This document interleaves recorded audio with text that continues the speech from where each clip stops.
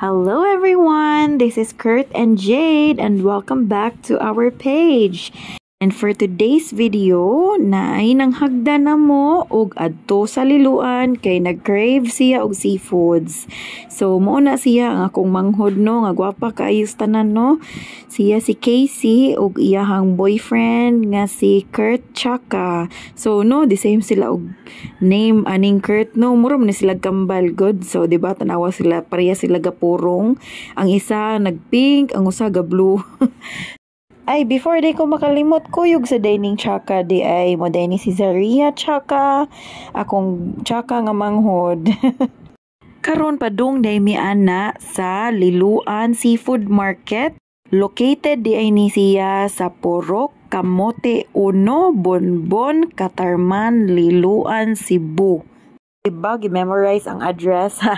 Pero kidding aside, bitaw, daghan kay kag pwede mapalit dere sa seafood market. Klase-klase gyud siya. So, makapalit ka dere og scallops, fresh fish, talaba or oyster.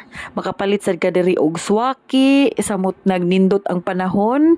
Pero sad to say, karon pag anhina mo bati kayong panahon, so wala sila or walay nakadive or walay nakakuha og swaki. So siguro ang panahon giingon or niingon nga pabalikon mi dere kay para makakaon mig swaki. Actually among gianhi diri kay swaki ra gyud, pero since kanang murag Sunday man na pag-anha namo, bati kayong panahon, kusog kaayo ang hangin. So ang ingon nila kung kusog ang hangin kay lubog ang dagat nya di nila makita ang sa ubos. So mao to walay swaki.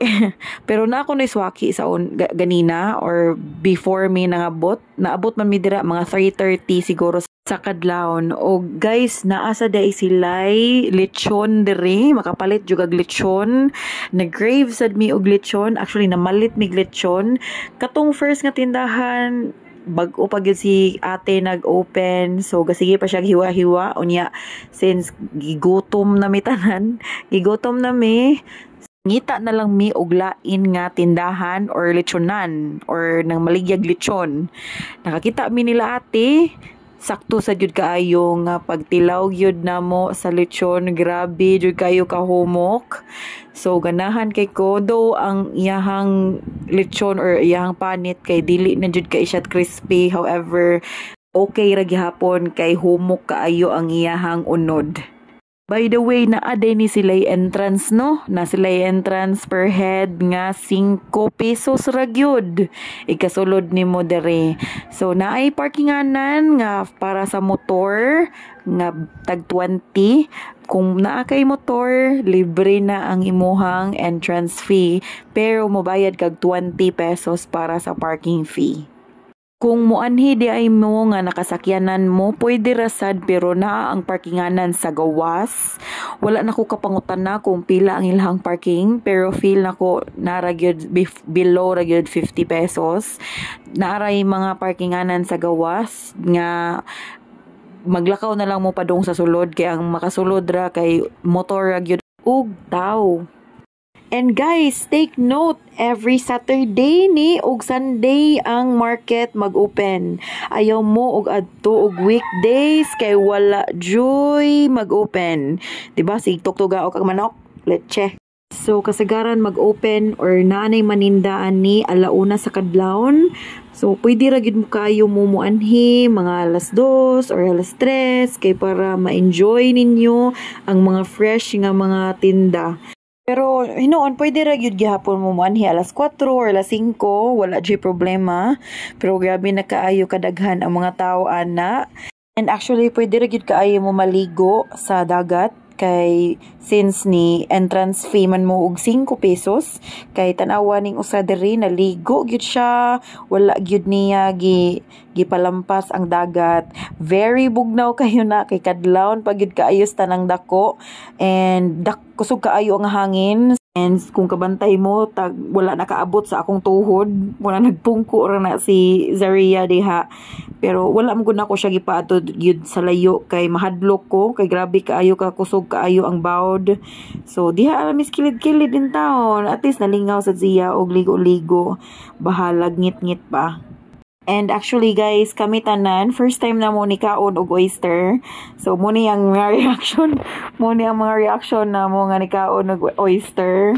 So nakita naman ninyo sa akong previous nga video ang akong reaction.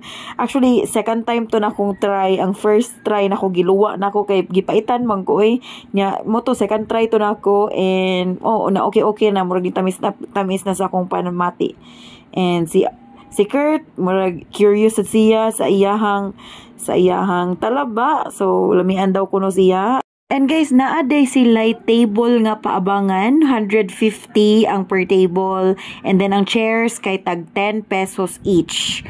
And buo na ni ang time check. It is mga 5:45 ana nga time. And daghan na kayo og tao. Muna kadaghan og tao, Sunday na. Actually, kung dili pa bati ang panahon, grabe siguro, mas daghan pa siguro ana. Pero anang time murag kauwan nun, kusog kayong hangin, munang siguro ang ingon nila mas gamay pa na. Pero kung nindot ang panahon, grabe kayo kuno kadaghan, ma-occupy kuno tanan tables and chairs nilang gipaabangan. So mura na guys, di na kayo nako tason, bisig taas na kaayo. Thank you so much for watching. Like and share, comment, and see you on our next vlog. Bye!